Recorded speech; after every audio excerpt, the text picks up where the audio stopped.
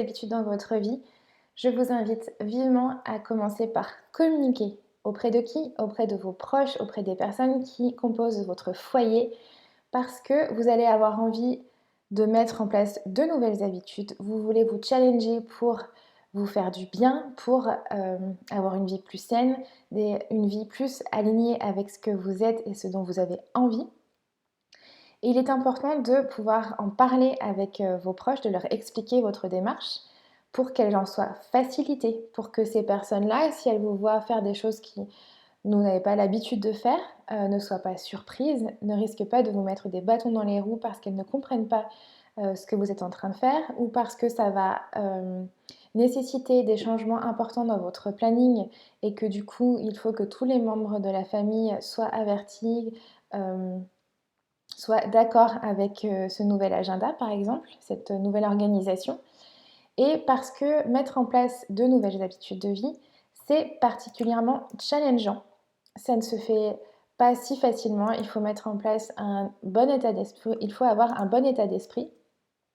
Et du coup, si vous en parlez en amont avec les personnes qui composent votre foyer, vous allez pouvoir être soutenu dans votre démarche et donc du coup beaucoup plus motivé à pouvoir poursuivre ce dont vous vous êtes fixé pour ensuite voilà, que ça soit intégré dans votre nouvelle vie parce que votre vie, voilà, vous êtes plusieurs dans votre foyer, vous n'êtes pas tout seul et donc il est très important que tout le monde soit au courant de tout ça et en plus après ça peut montrer l'exemple en fait et donner envie aux autres personnes.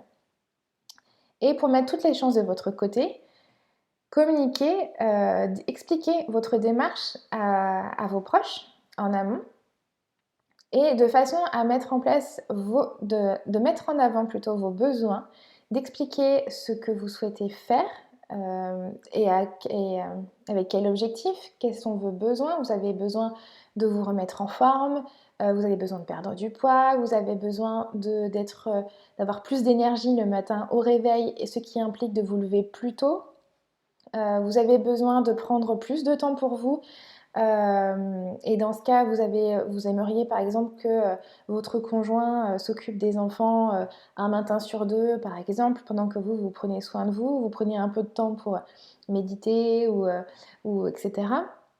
Voilà, toutes ces choses-là, en fait, ce n'est pas prendre soin de soi ou penser à soi, ce n'est pas un acte égoïste, c'est un acte altruiste. C'est important de le signifier aussi, c'est-à-dire que ce que vous faites pour vous faire du bien, pour vous occuper, pour mieux gérer votre bien-être, ça va rejaillir sur les autres, ça va vous aider à rayonner et en faire profiter les autres en fin de compte par la suite. Donc bien mettre en place, bien mettre en avant décidément vos besoins, ne pas dire tu vas faire ci comme ci, tu vas faire comme ça, mais parler dire ce dont vous avez besoin, ce que vous avez envie, ce qui va vraiment vous faire du bien et comment vous l'envisagez, de demander à la personne, aux personnes qui vous entourent si elles sont d'accord. Est-ce que c'est une organisation qui leur convient? Est-ce que ces ajustements peuvent leur convenir?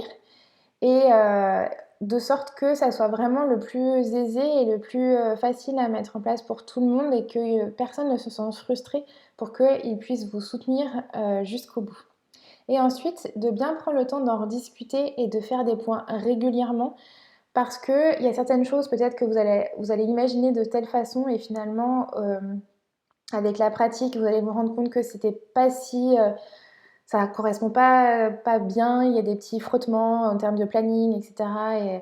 Et pour éviter que des malentendus ou que ça frotte un peu au niveau de la famille, du coup de pouvoir en reparler, en rediscuter avec chaque personne de votre foyer pour optimiser, ajuster, faire en sorte que ça convienne davantage et que vous puissiez vraiment aller vraiment atteindre votre objectif en fait, faire votre challenge dans les meilleures conditions. Communiquer, c'est vraiment super important et quand on a mis ça en place dès le départ, ça va vraiment vous faciliter la vie et vous gardez votre motivation. Et je vous laisse avec cette citation.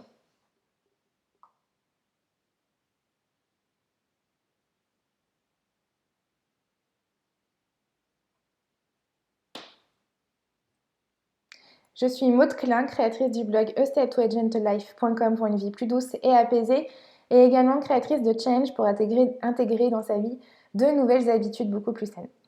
Et enfin, je suis assistante digitale pour les infopreneurs et blogueuses passionnées mais débordées pour les aider à gagner du temps sur leur business et à être leur deuxième cerveau en quelque sorte. Bon challenge!